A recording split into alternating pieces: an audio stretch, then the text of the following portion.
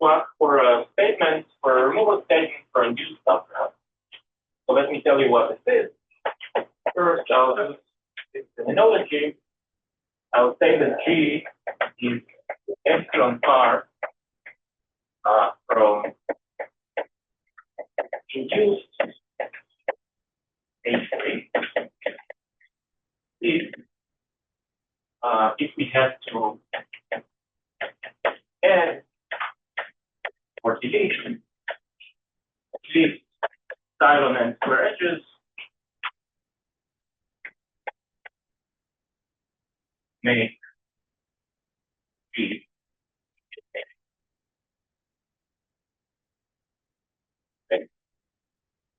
similar. So the only difference is now we're talking about induced copies, and we're also allowing to add it.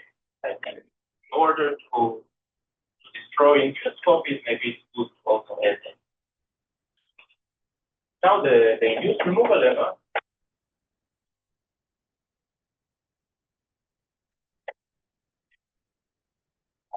follows failure. So this is useful a lot. Feature. And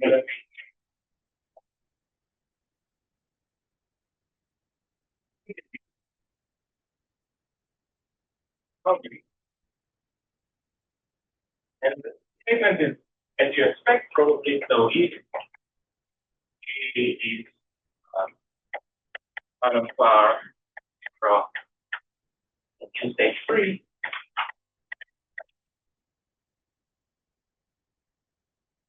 then we have C delta n to the D of H of space.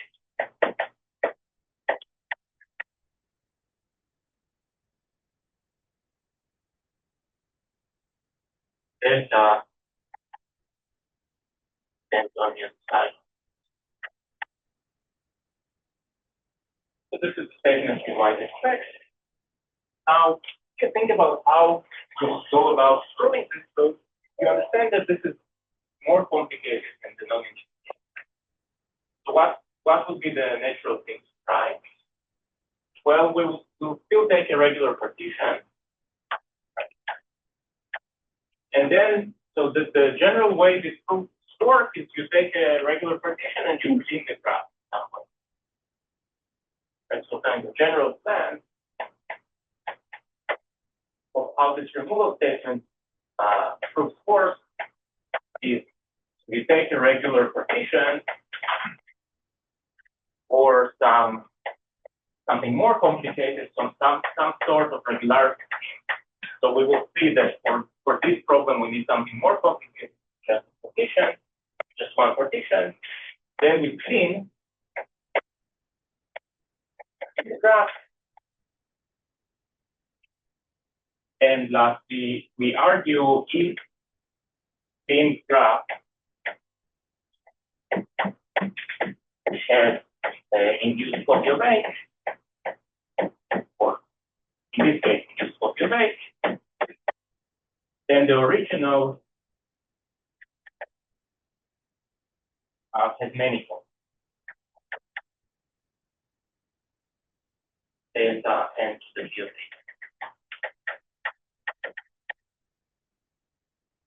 So this is how this proofs usually goes. So we have to come up with some way of, kind of regularity scheme and how we clean the graph so that we can guarantee this proof. So first we need some kind of counting lemma that will give us many copies, but this is straightforward. So let me tell you what the counting lemma says. There's another version of the counting lemma. So let A be a graph on the first is 1 up to the 8. Let P1 P8 be vertices such that each Pi Bj is epsilon regular every I and j. suppose following is if ij is an edge of H, then the density will be ij is some alpha, and if it's not an edge, then the density is most 1 minus alpha.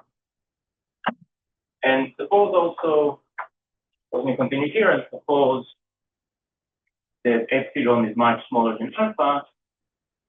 So to be rigorous, I should have said for every alpha, there's epsilon at this point and on this point. Then there are the series theta, let's say, times d1 up to b h, induced copies of h. H or some theta.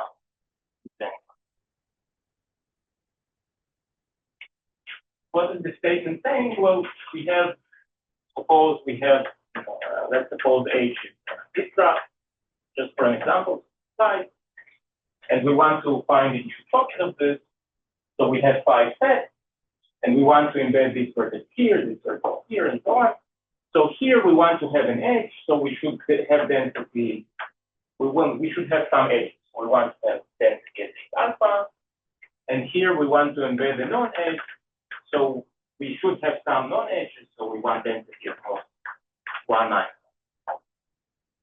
And so again, it's what you might expect. So the lemma says that if this is guaranteed and all pairs are epsilon regular, then we can do the count and find many. And actually, the proof of this you can just reduce to the usual counting lemma, because what you can do in all of the graphs where you need a non-edge, just take the complement graph. And then what you actually want to count is 3. Okay. So we'll define a graph, find a new graph, G prime, where the edges of G prime between Vi and Bj.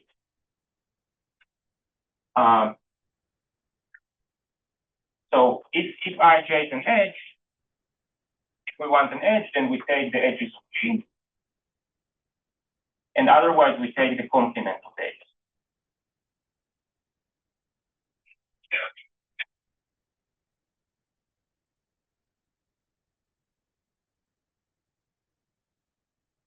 And now all we have to do is apply counting lemma. Counting lemma we already saw. Count KH in G prime.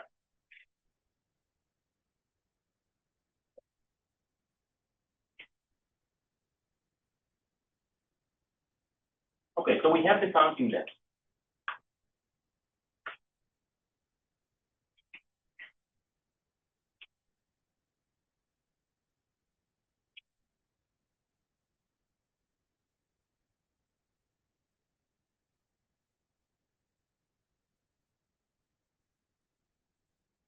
Go back and think how we can try to prove this induced removal lemma. Right, so how should we clean the graph? So we have some regular partition.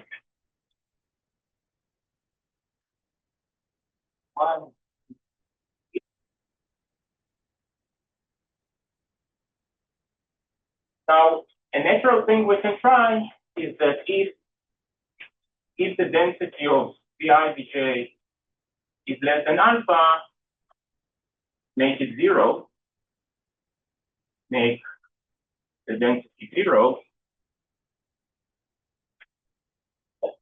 and if the density of Vi Bj is, let me call this epsilon. at least 1 minus epsilon, then make it 1. So this is a very natural thing to do, because if we only have few edges in Vi and Vj, we cannot use the edges for counting, so they just get in our way and they might make induced copies of edge, so we just want to get rid. Similarly here, if we have density very close to 1, let's just make it 1.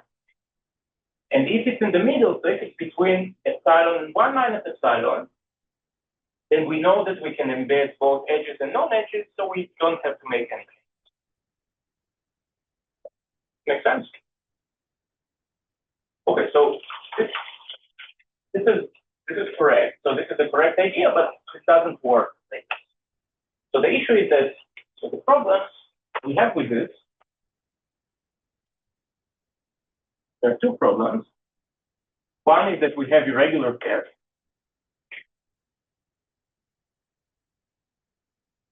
So there are pairs that are not regular, so we don't know what kind of changes we should make there. Now, when we were doing the non-induced case, then we could just delete all the edges there, and then there is no problem. But if you delete edges here, you might still create induced copies. Right? So this is not good. And the second problem that we have is edges inside the parts, inside the VI.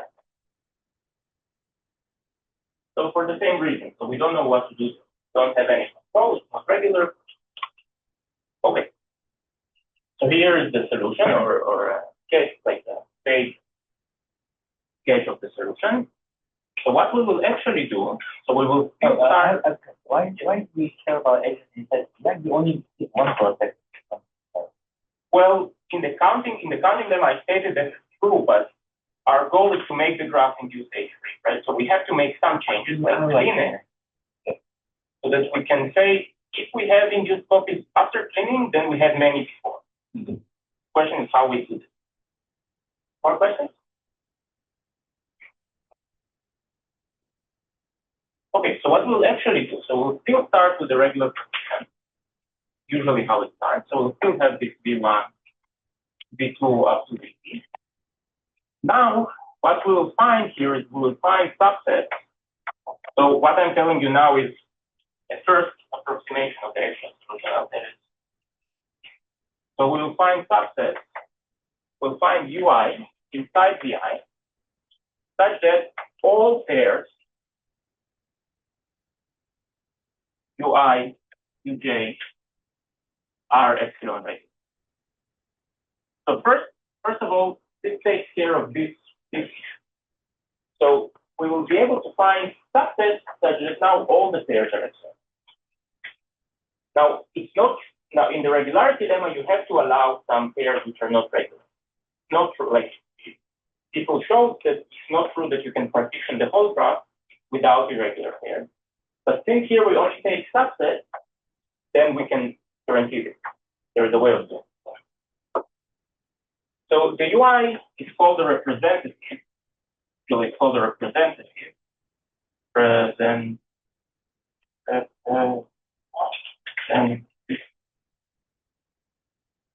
VI.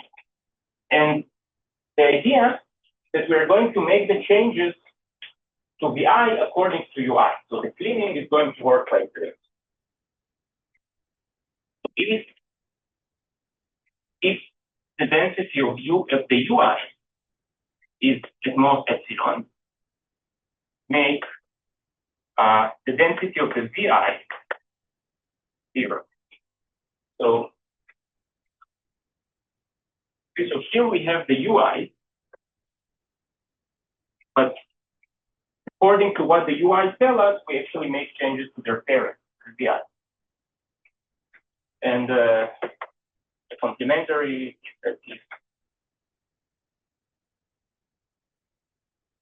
and make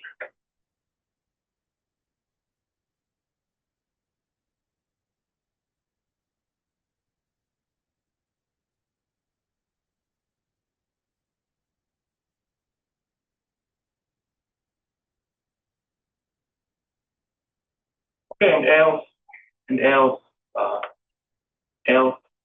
no change.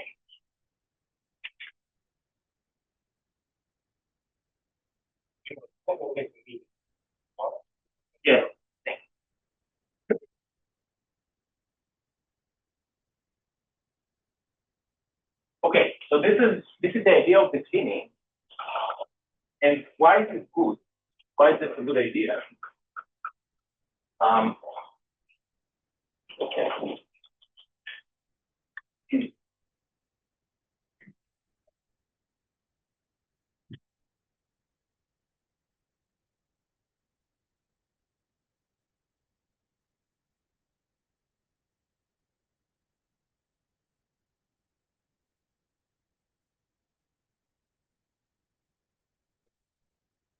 Why is it good?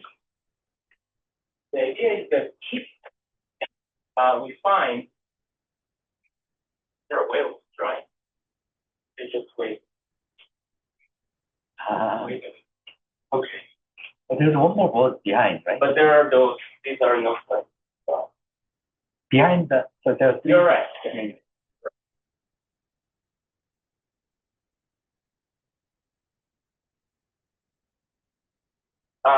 So the idea is that if the clean graph is used properly, say between it goes between VI1 up to VI8, right? So in this H set, then the original graph has many induced copies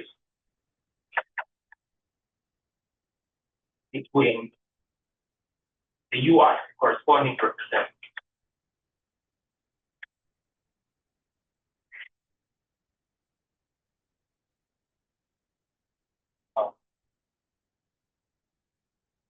And so this is true, by the way, with cleaning, right? Because if we have if let me draw this. So if so five is the one thing there. So this is VI1, VI5, and suppose we found here induced copies, right? Now here we have an edge after the cleaning. That means that the density between these UIs means that the density between UI1 and UI2 is a fixed epsilon. So if it was less than epsilon, I would actually delete all edges between VI1 and VI2. And similarly, here we have a non-edge. That means that the density, so this is before the UI1, UI3, is actually less than 1. So the cleaning guarantees us that if we find the copy after the cleaning between the API, then before the cleaning we can do counting in the UI. Don't you need some lower bound size of U? Yes, absolutely. Yes, of course. They should be linear size otherwise. Yes, you're right. Let's see.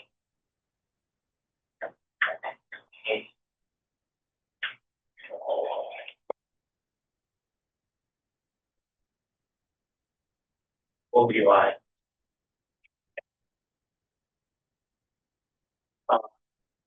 This is the kind of the this is the main idea, and there are still some problems here we didn't solve. But before going there, let me know if you have any questions. If you understood this. Yes.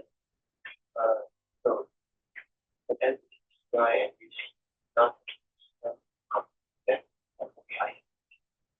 this is a very good question. So this was I was going to talk about.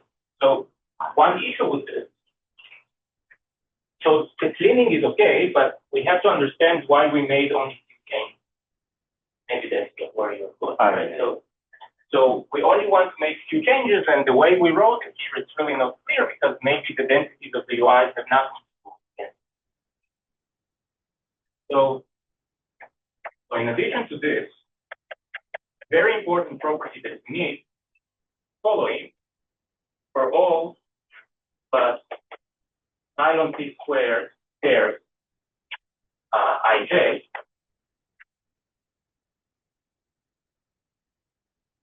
the density of UI J close the density of L.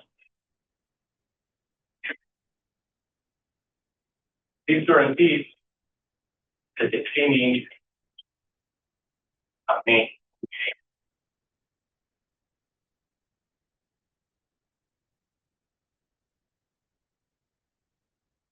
Okay, very good. One question. Okay. How can you deal with UH by CI? Very good. So that's the next one. One question.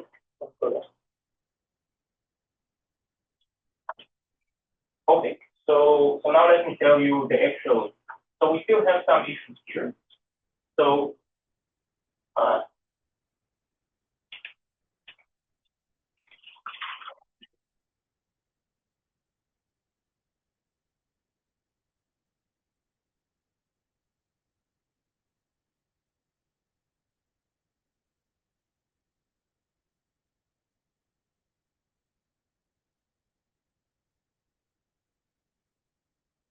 the issues we have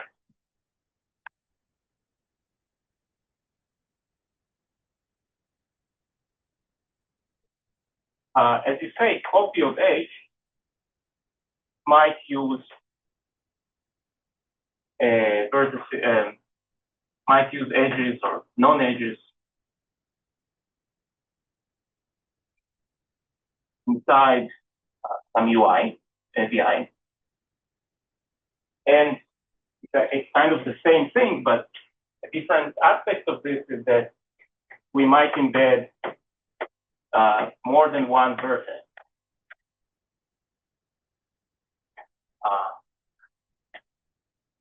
Maybe that's not.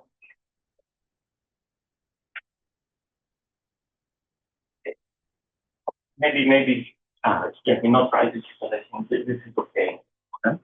And, right, so I wanted to say that. Okay, I wanted to say that maybe we embed, or maybe the copy actually. Two vertices. Yeah. But it seems to me that that's okay, right? Because even if they don't behave the same way, if this is the, let's say this is the situation, then between the UIs, this implies that between the UIs we have density, which is bounded away from 0 and 1. So we can still do a counting. So I didn't say the counting lemma in this sense, but what you could do is split the UI into two parts, two equal parts. It will still be regular.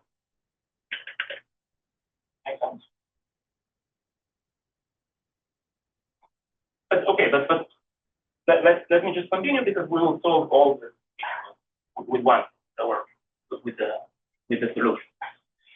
Right. So now let me tell you what the regularity scheme is. So now it's the actual proof. So regularity scheme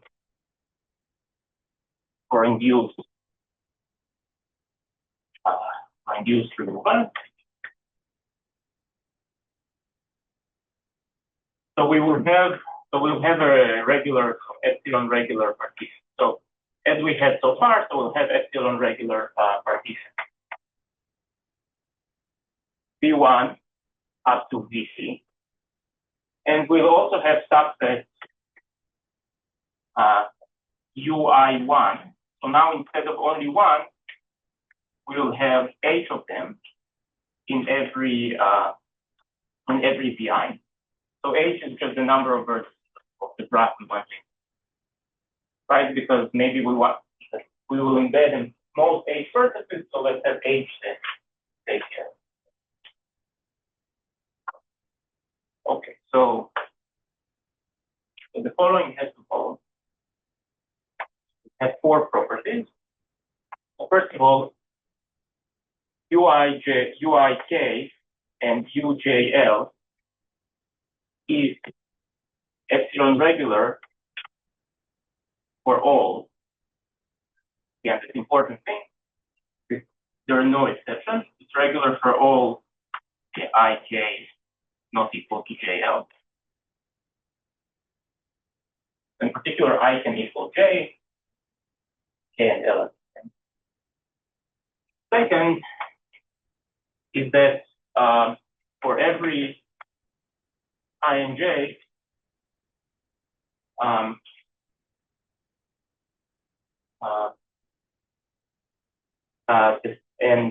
for every KL, K prime, L prime, it's a bit annoying to write.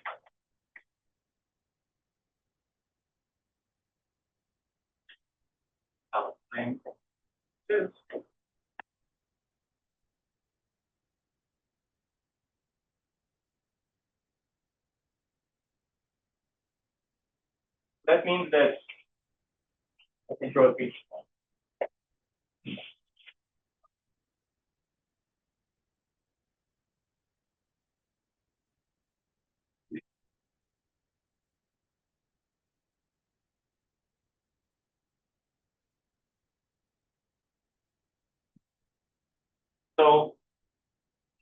So we have the actual picture is that we have the VI,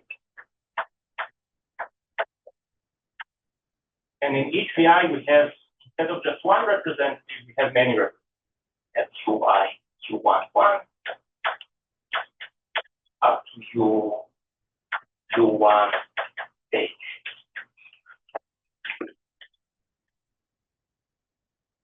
So on, each of them. So the second property is telling us that if I take a set from here and a set from here, then the density is the same no matter which set. Okay, so up to an x. So all the pairs like this, all these pairs have the same density. So this would make our life easy. And okay, so I need two more properties. The third property, kind of a Ramsey property. So for every I, either the density of UIK, UIL, the least 1/2 for all K and L, or all K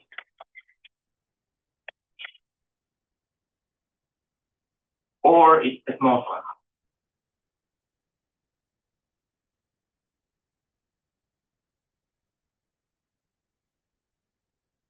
For all.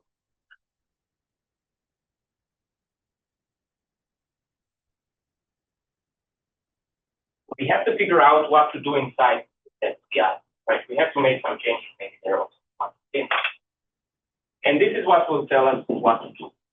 So if we are in the case that the densities are more than 1/2, we'll just make it. If the densities are less than 1/2, we'll make it.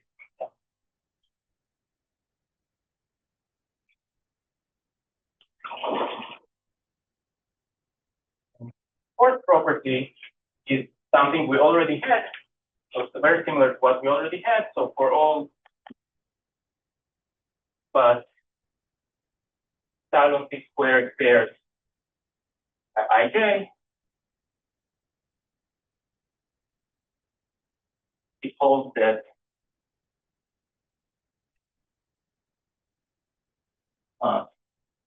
the densities of the representatives are close to the density of their parents.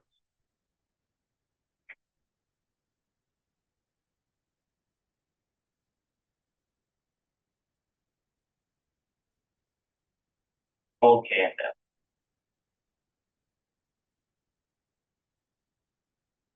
Okay, that's a long list.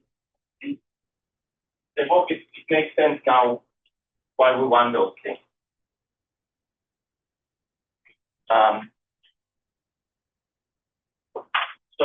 So the last thing I want to tell you is how to clean the graph given those properties. We kind of circled around this already. So let's write it down.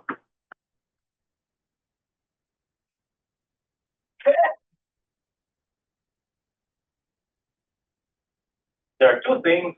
So first of all, and we have to clean between the sets.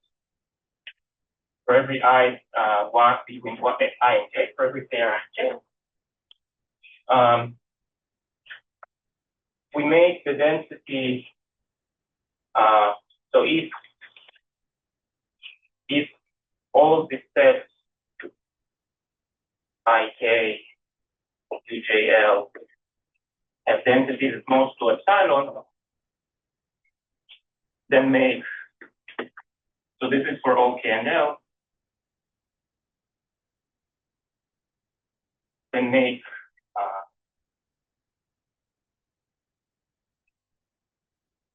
zero.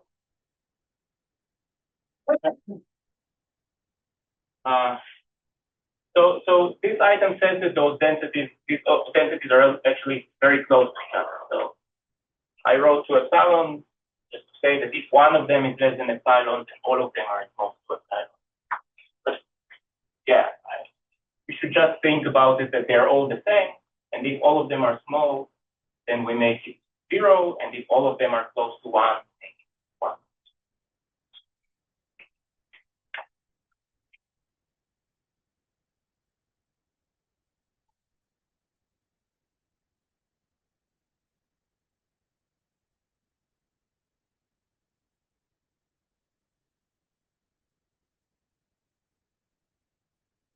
Otherwise, no changes.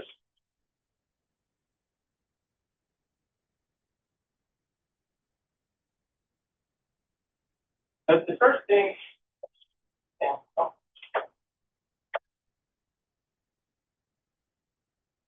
and last thing is what we do inside.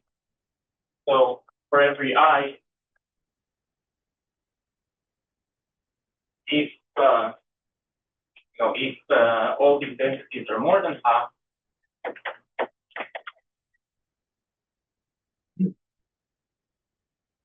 then make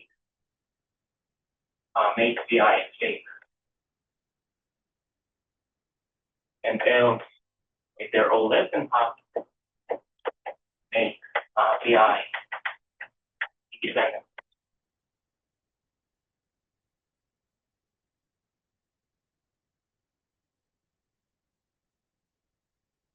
Okay. Other questions so far?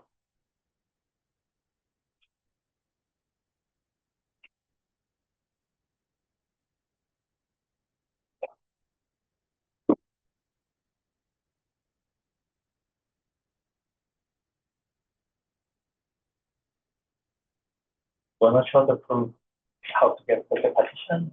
I will not show the full proof, but I'll say something. Okay, so before I go there, so let me just say that I hope now you see how this thing works. So the idea is that after we clean, if we find a copy that, for example, uses, I don't know, 2 vertices here, 1 vertex here, and 1 vertex here, if we find such a copy,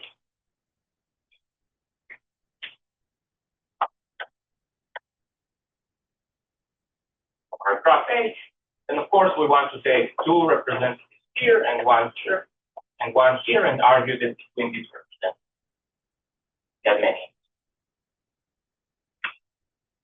That's the idea. Now, how do we get this thing? Let me tell you.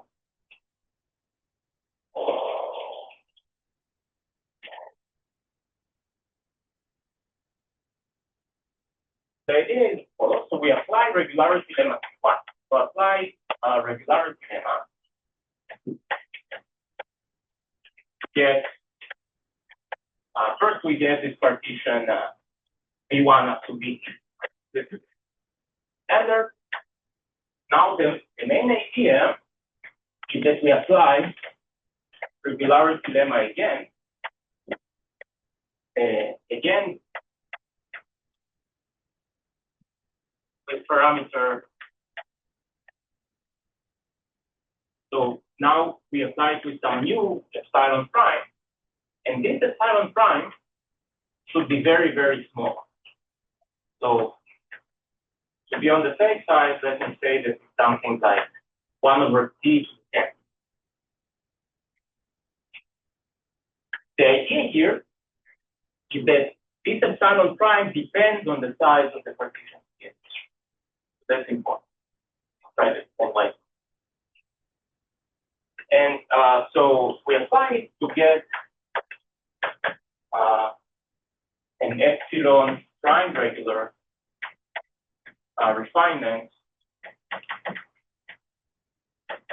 Q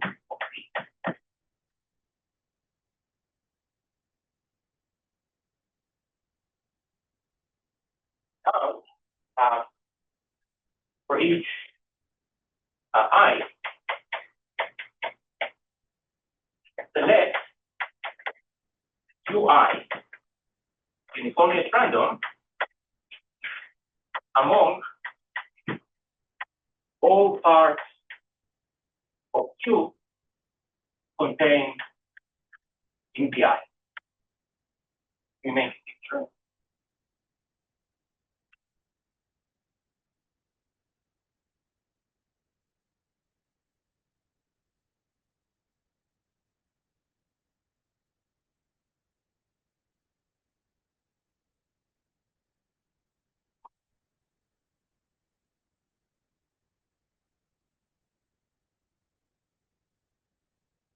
Have the original partition.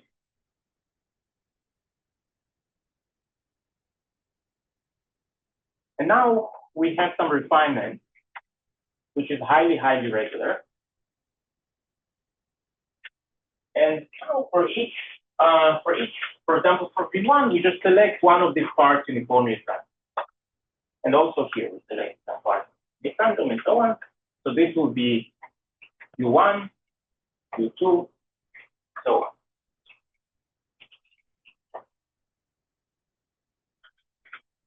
And now we can show that with high probability, all pairs Uij are epsilon prime regular. Well, we can see intuitively why this is true. The probability that a single pair is not epsilon regular is something like epsilon prime, right? Because only an epsilon prime fraction of the pairs are not regular. And now we just want to do a union bound over the two pairs of the VIs, but this is why we choose this one reason why we choose epsilon prime to be much smaller than P. So then we can do the union bound. Okay. So this is how we can get one representative. Now, in what we had, we actually need many representatives. And we also need this kind of Ramsey property. I believe. But let me just make a few more remarks. So to get UI1 up to UIH inside UI, what we can do is apply regularity lemma again on G induced on UI. So we have QI, and we get some partition of UI, and then use Ramsey's curve.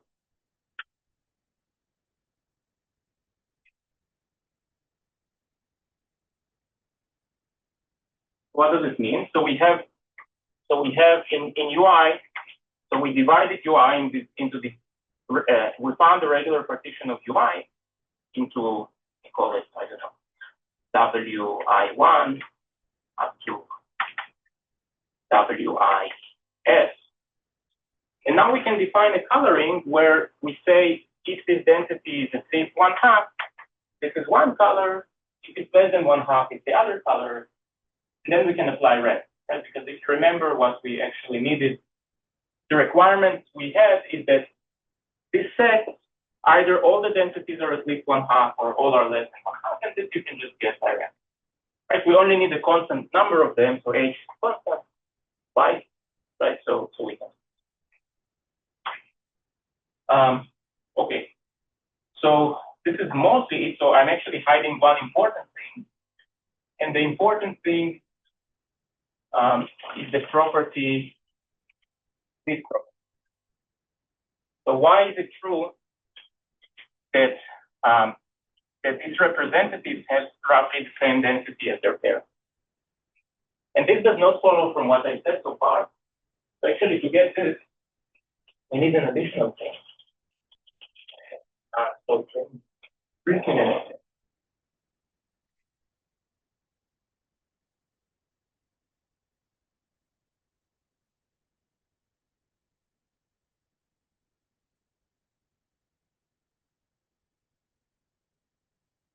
to get 4, it is enough to have that the energy of Q is not much larger than the energy of P. But I don't want to get into the details of this. Do this regularity lemma proves that does the manipulation of the energy function. I only mentioned it very briefly, but you should say that if you have this property that the energy of Q is not much larger than the energy of P, then this means that you look at Bi and Bj, this means that most pairs that you have here, like Qi, J, have density close to the density of Bi.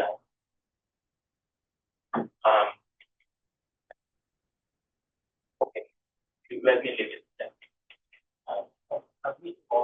Why all pairs like you see on pairs? You mean here? Bij. The W is The outline here, you can show them hypergraph all pairs. yes. Like you see, right? Yes. So because pick some I and J. So look at the I and J. So the probability that you choose a pair Ui and Uj which is not regular is something like epsilon prime, right? Because only an epsilon fraction of the epsilon prime fraction of the pairs are not regular. Because the partition is epsilon prime. Yes. So we know that the mother is a Bij epsilon fraction. Yes, so Bij might not be epsilon. So maybe I don't assume about that. Maybe it's not. Now I choose here, I choose a Ui and Uj among all these parts that of the finer partition Q that are contained. Now, the probability that Ui and Uj is not epsilon prime regular is only epsilon prime, right? But the good thing is that I can union bound over the choice of the Bi and Bj. So I chose the epsilon prime to be most dependent on the Try to there. And again, on each actually, no, the whole graph. Okay, so let me stop here with the induced removal lemma. So I hope I give you the main idea. So please ask if you have any questions.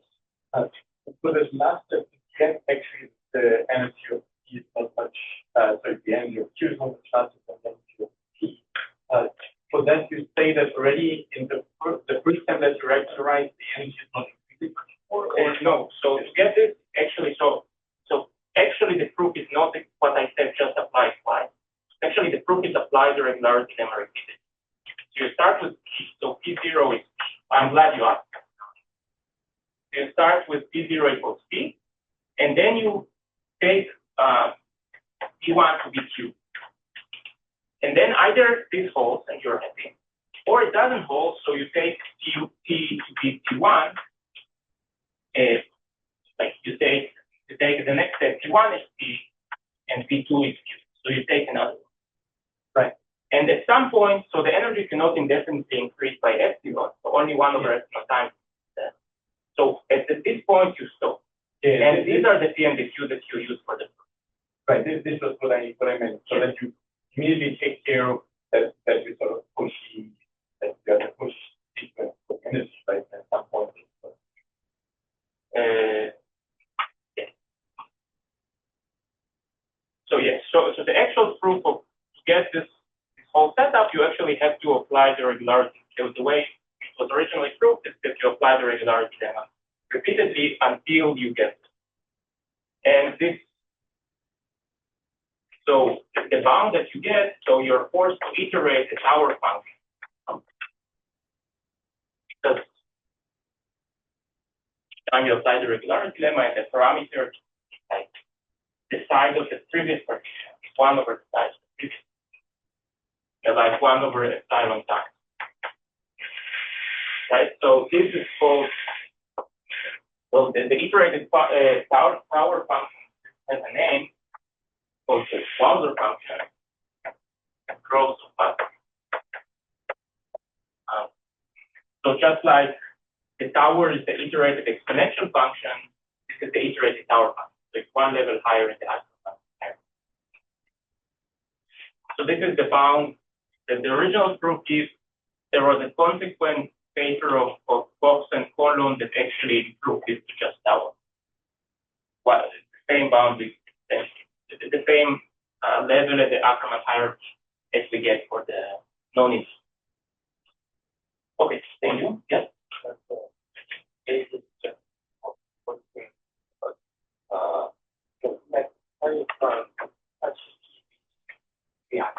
Understand UI by applying combinatorics. Yes, but although we do have that guarantee the regularity lemma compared to the lower bound of the how they express. But for this case, if VI and VJ is not the same regular, they are regular. But it might be the case that VI are not so much, so other parts are too much. So to get some union bound, I propose that VI should be all the parts having should be friction equally. Yes, so we can actually get equivalent. Can we get the I need to this is all this technical. I know, but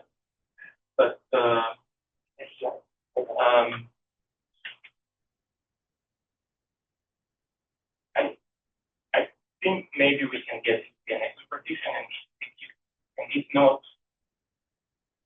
we can guarantee it. I think it's not an issue. Even if it's not an extra partition, we can sample this UI according to your weight, like the relative size, and you can still argue that with high probability you get that epsilon. They're all epsilon bracket. More questions? Do we know that the pair two small sets inside VI are regular to each other? Or The UIK? UIK, UIJ. Yes, because they inherited from the UI. So the UIs are so regular. So we choose this epsilon prime so small. Oh, you mean VI or? So the UI, right? So the UI UJ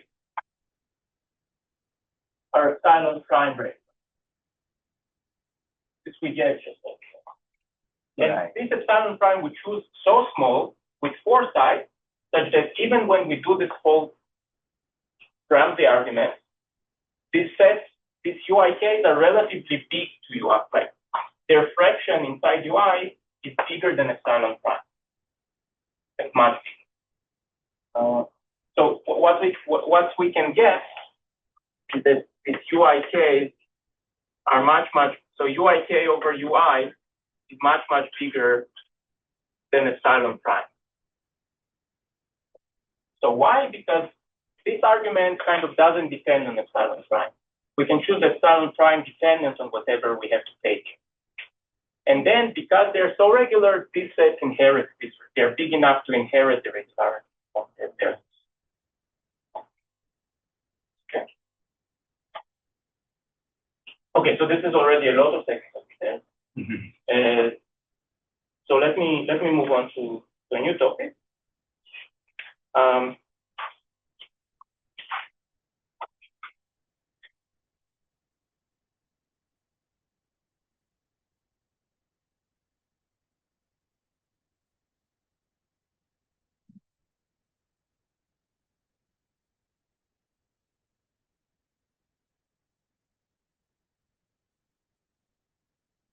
So the new topic would be DC dimension. and ultra strong regularity.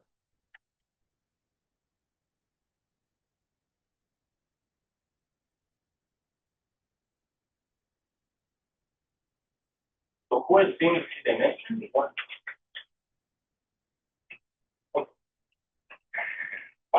Okay, so let me start by, so first let me talk a bit about the dimension and then we'll go back. First, let me tell you what the dimension is.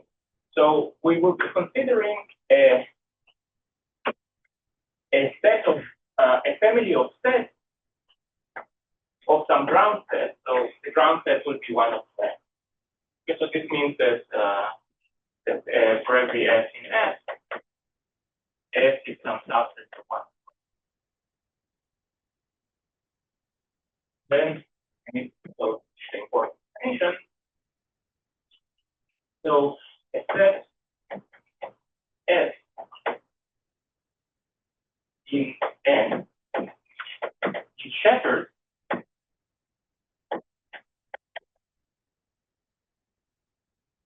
by S if for every subset of S,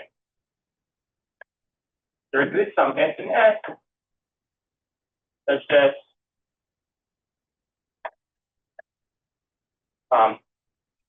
S intersection S is equal to this stuff. So another way of writing this is to say that if I intersect the set in my set family with S, then I get all possible subsets. So this is what it means for a set to be shattered. So again, so a set S is shattered if any subset of S, any subset P of S, can be obtained as a projection of something from my set family. That means that P can be obtained as S intersection S for some S in my set. Okay. And the VC dimension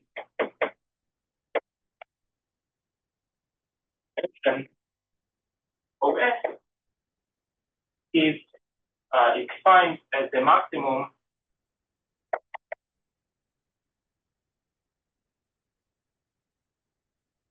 size of the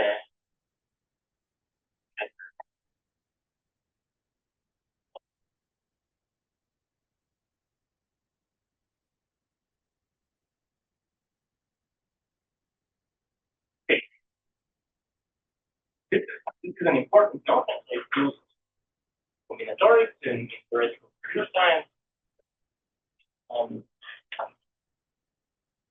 So we will need one important fact about this for the sub shell of lemma. Let me say this.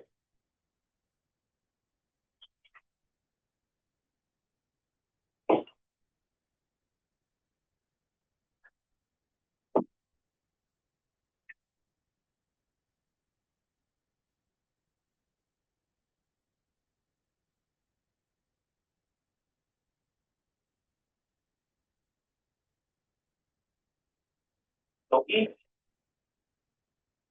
S is the dimension P, then size of S note the following.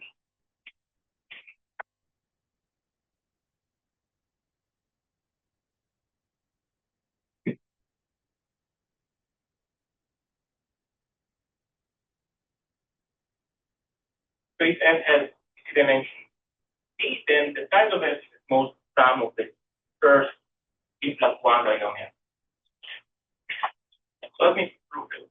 So I should also say that when we will use this lemma, and often when you use this lemma, you don't really care about what this number is. So you only care about the fact that it's polynomial.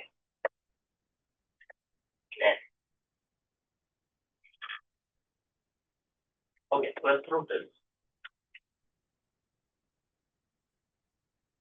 Lemma has many proofs, and you saw some of them, but I'll following, so we will show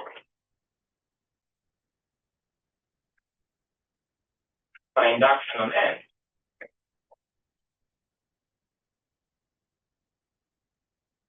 that S checkers at least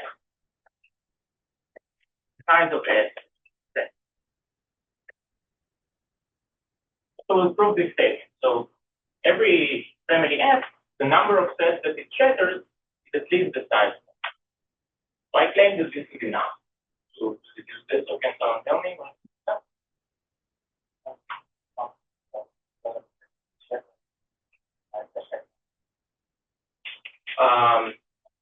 Right. So if F is the way I say it is that if the F is bigger than this number, then it shatters more than this set, but then it shatters a set of size. If it only shatters set of size at most C, then it shatters the whole. Okay. So this is enough.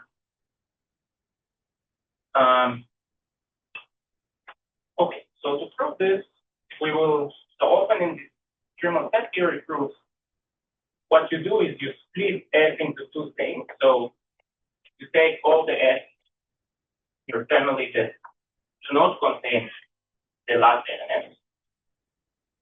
Then you take all of these that do contain the last element, then you can remove the last element. Doesn't add any information.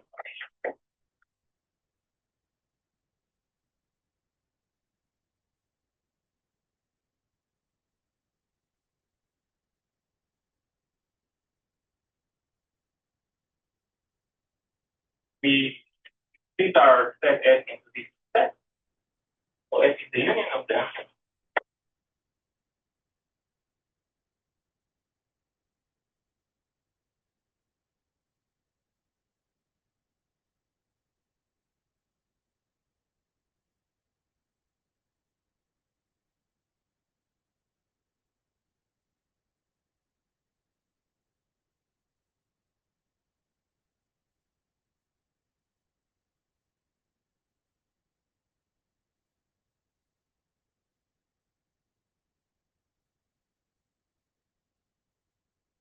And now this S0 and S1.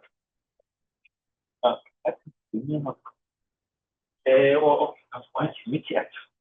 Not quite. Okay, right. Right. Okay, and now those two are subsets of our family set on n minus one, so I can apply induction to them. So by induction, if I shatters at least if I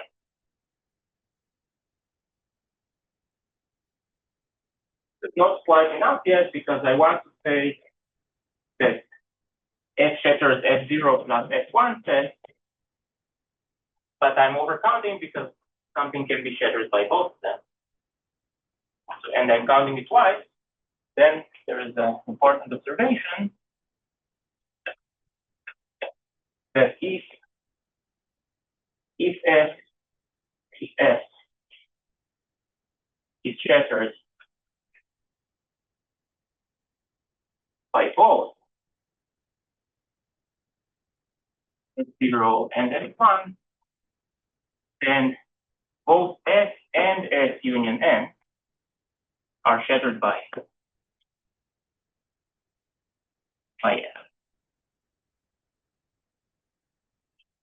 So the important observation, so if S is shattered by both, then not only S, so trivially S is shattered by F, but also S union N.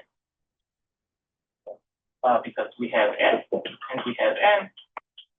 And now if I take a subset of this, if the subset doesn't contain N, then I use the fact that it's shattered by F0. If it does contain N, then I use the fact that it's shattered. Okay, very good. So now, now the counting works. So this implies that S shatters the F0 fine.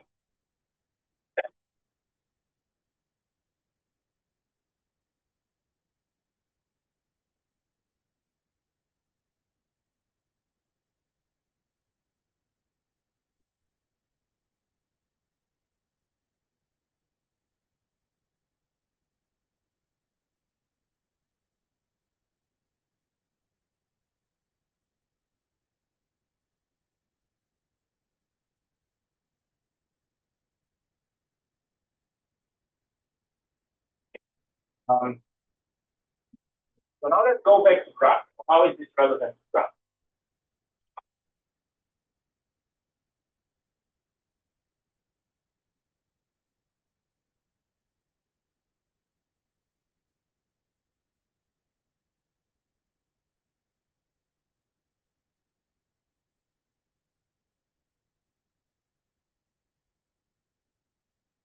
So graph P consider the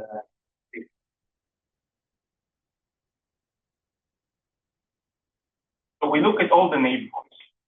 For every V, we take the neighborhood of V.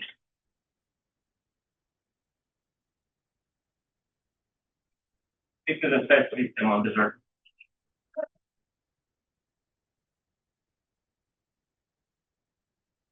So this is what will apply this dimension. So suppose we have a set S x1 up to xp. So what does it mean that this set is shattered? So let's just translate the definition to this language of graphs. If for every subset of 1 up to b, there exists some vertex which are denoted by y subscript I, such that xi is adjacent to yi, it can only I.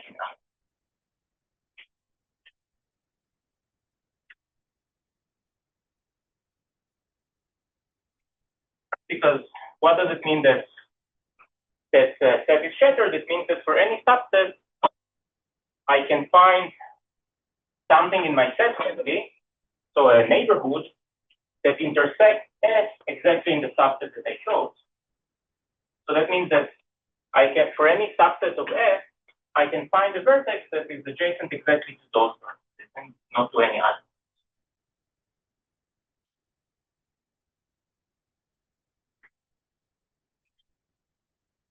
So, if for example, let me give an example.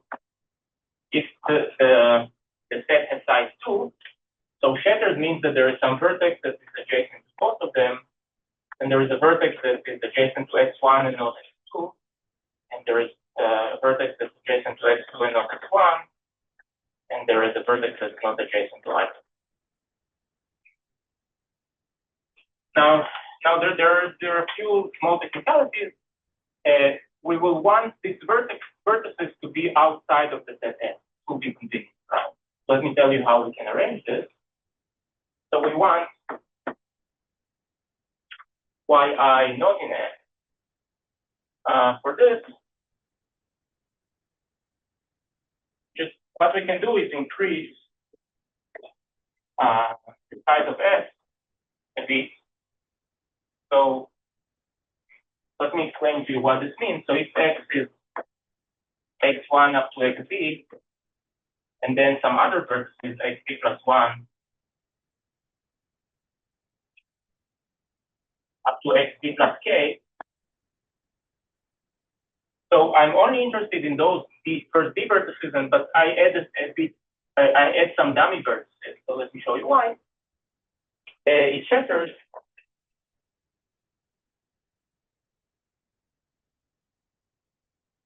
Then for every I as before, there is not 1, but there exists at least 2 to the k vertices. Yi at the bottom. Because well, I choose I from here, but I can complete it in 2 to the k ways to a subset of S. And for each of these completions, I can find a vertex. So if 2 to the k more than D, then there exists some yi, which is not in S.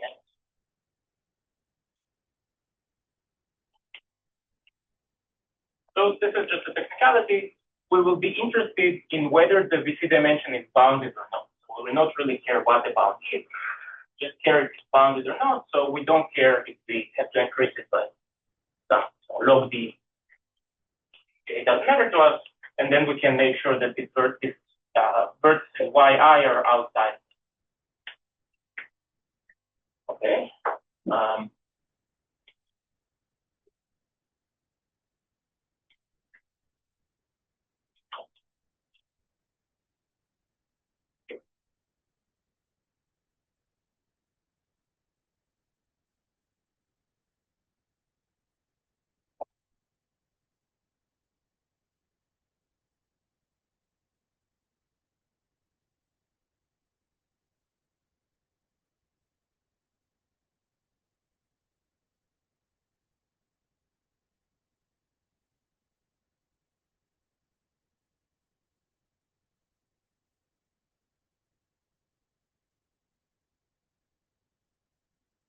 Okay. So I want to introduce some more terminology that we use.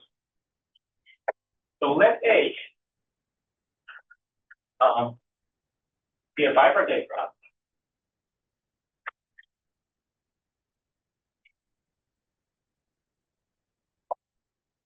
I mean that the sides are n.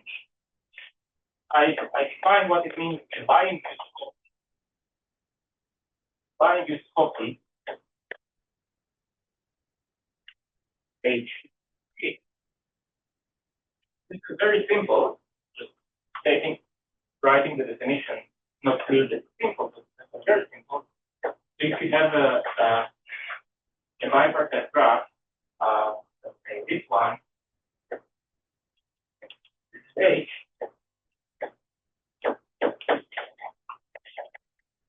then a bind-use copy means that in G, I can find the copy of H, which is in use. So this is, so between the set A and B, it exactly looks like H, but inside the set, I don't care what happens. So I'm allowing you to put your edges or non-edges. So that's what bind. Okay, so let me write the definition. So is an injection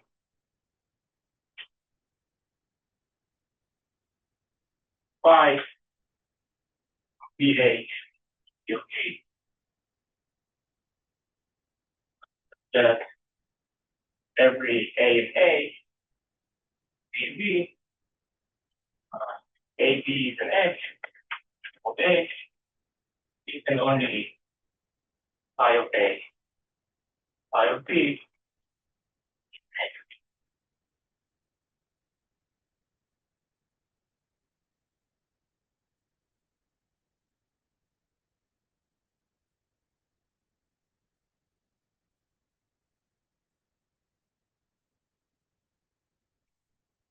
the main observation that we need is that G has bounded the dimension. It can only there exists some H such that G has no bind-use copies.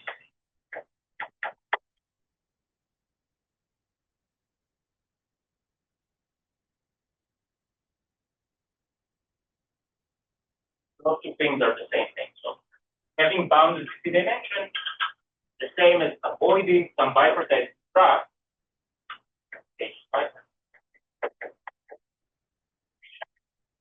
Avoiding some bipartite H as a bind. Yes.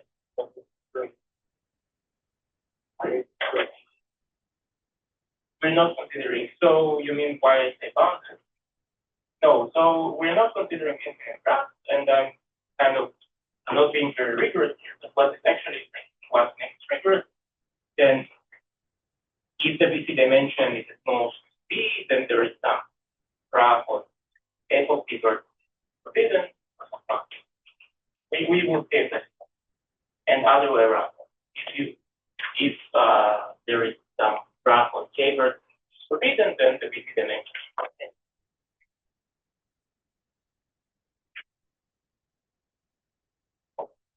One question?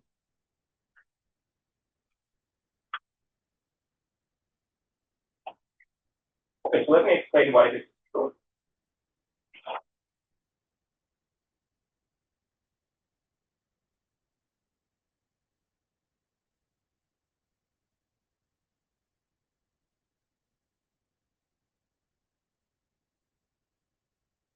So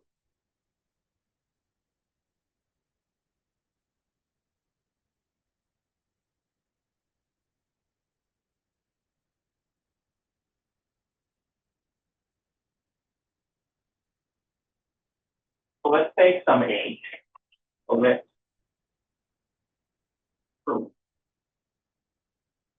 let's take some H and suppose that the VC dimension of G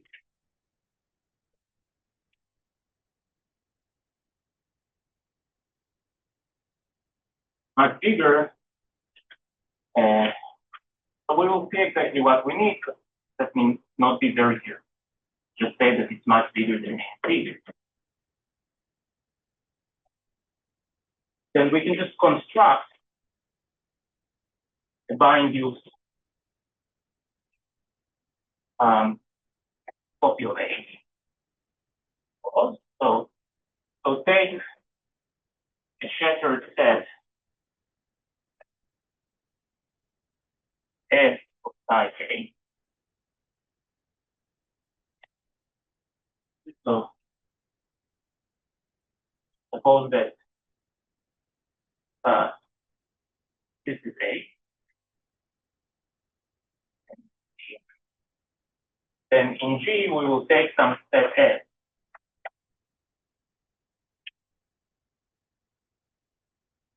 And so on up to XD, this will play the role of A. Now, every vertex here, just look who the neighbors of this vertex are. Let's say it's these two vertices, A1 and A5. Then I know that I can find the vertex whose neighbors are exactly 1 and 5. Right, so I can just kind of greedily construct a copy of A. Now you can say, what if two vertices have the same neighborhood? Maybe, no, these two vertices have the same neighborhood. So why can I do this? Well, I can just do the same trick I had before. I'll actually make S a bit bigger. And then I have not only one, but I have many candidates for each. Is it clear? Did I explain it in more detail?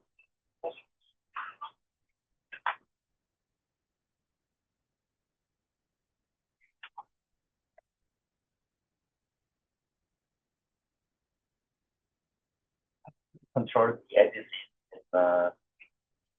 So that's a good question. So what we will do next time is that, well, no, yes and no. So no, but what you can do is you can make sure that what is inside is homogeneous. So it's a clipper and independent. Oh. Right. So you cannot do better than this because maybe your graph is bipartite. So it will be two independent sets, or maybe it's co-bipartite, means that it's union of two cliffs. Or maybe it's a split graph, so one of them is taken independent set. But using the Ramsey type argument, you can make sure. So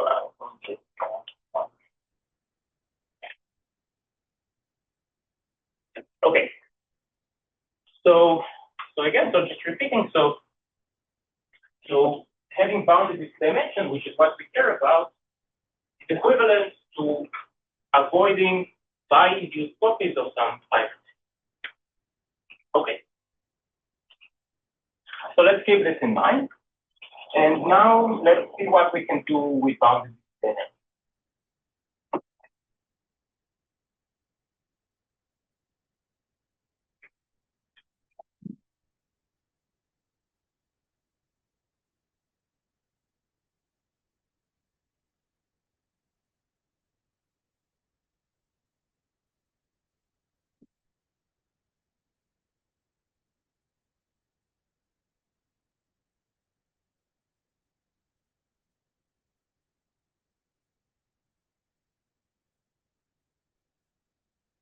Okay. So the next thing we'll prove, use the law, or no, various steps. So if she has these three dimensions D, then for every epsilon, there are vertices x1, xt,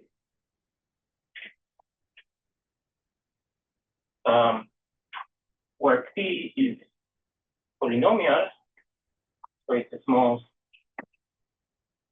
1 over epsilon to the t2 of t,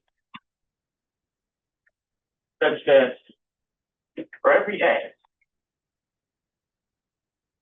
this is some I between 1 and t, such that the neighborhood of x, the neighborhood of xi are very close to each other. So this is symmetric difference, right? So the conclusion is that there is a small set of vertices such that every other vertex is similar to one of them. So in what sense? So any other vertex, there is some I such that the neighborhood of x and the neighborhood of xi, they're symmetric differences most of the time. Okay, so let's prove this.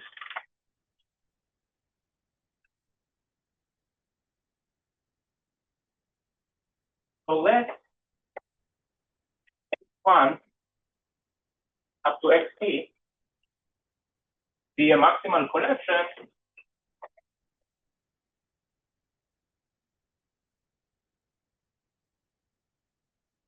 such that for every I and j,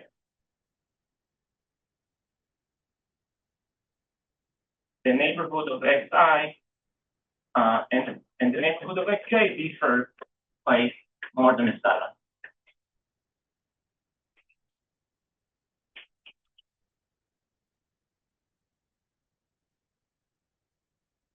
And the claim, so it's enough to show, so given this, it is enough to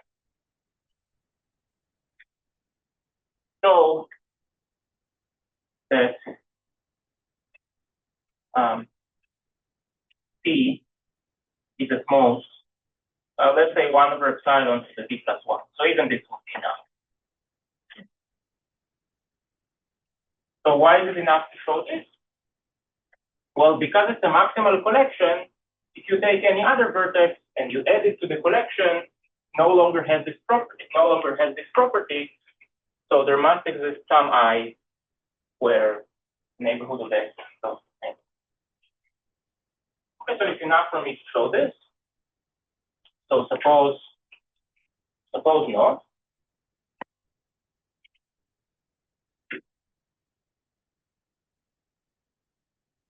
Let me assume, I just assume that P is equal.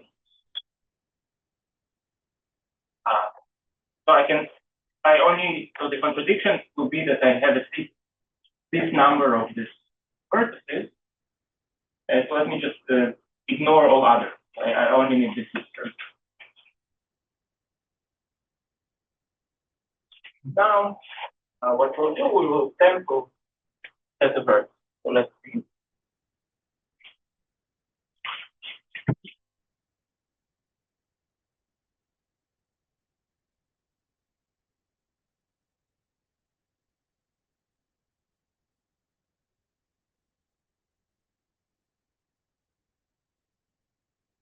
The idea is to sample a set of vertices of size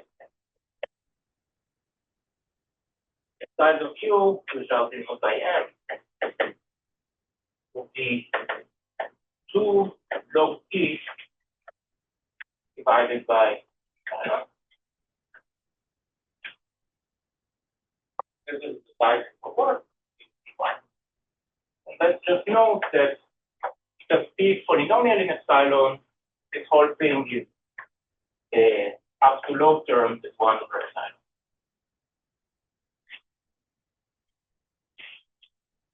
Now, let's observe the following. So for I and j between 1 and p, the probability that the neighborhood of xi intersection u equal to the neighborhood of xj intersection. So I want to claim that because the neighborhoods of xi and xj are so different, so they differ in at least epsilon and vertices, if I sample the set at random, I'm going to catch one of these vertices. That's what I'm arguing. So I want to upper bound the probability that I don't catch any of the vertices where xi and xj. So this is a small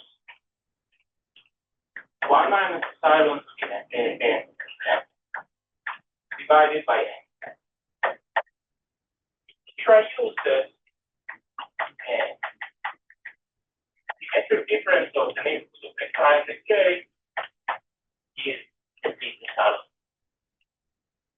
So in order for this event to happen, the set U has to be disjoint to this symmetric. So now let me upper bound it, so it's not hard to show that this is more 1 minus epsilon to the m. So this is a small e to the minus epsilon m. Now we see why we chose n in this way.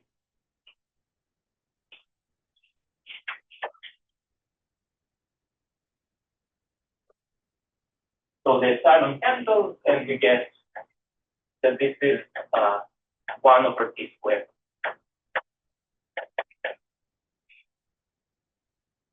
Okay, cool. So now we can union bound. So we have features to there. So we can union bound them.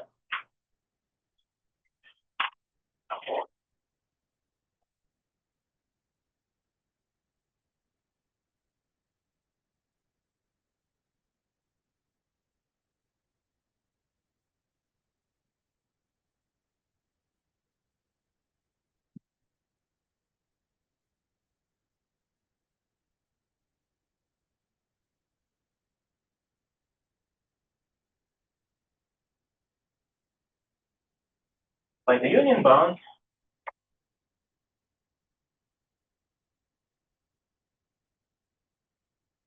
positive probability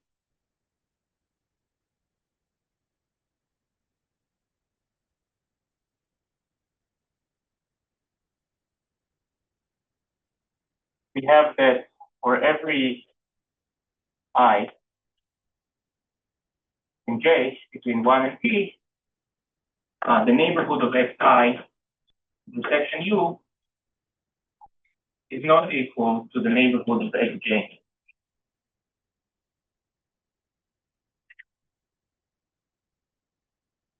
But now consider the set system S, which is the neighborhood of xi intersection U over all I. This is a system on U. So you see all of these sets are different. That's what we guarantee. Right? So the size of S is exactly T, which I chose to be this, so 1 over epsilon to d plus 1. And the point is that this is strictly more than the sum I from 0 to t of m choose I. Why? Because m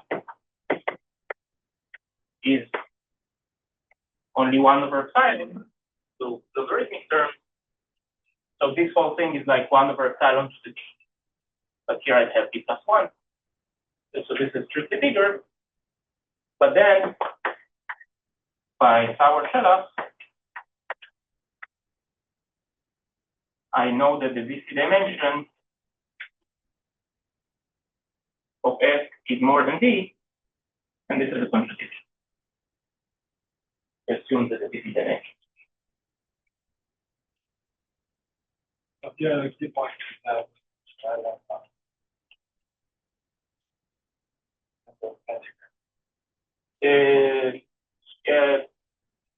Yes, so that we can.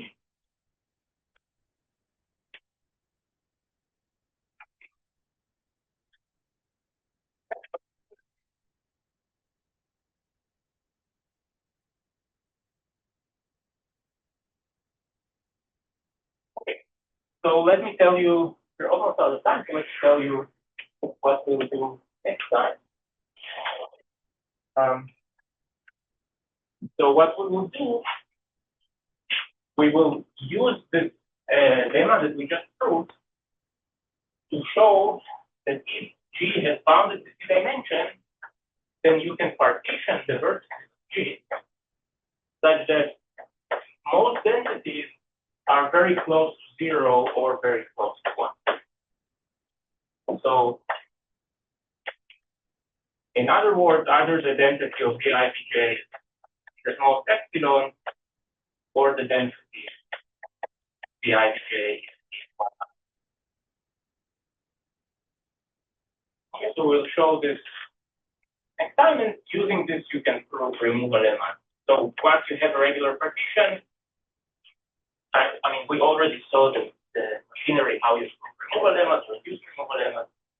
So using this, you can prove removal lemmas, and the point is that the size of the partition here, so the size of the partition is only polynomial. So not only it has this nice properties, but also the size. So you can prove polynomial removal lemmas for this.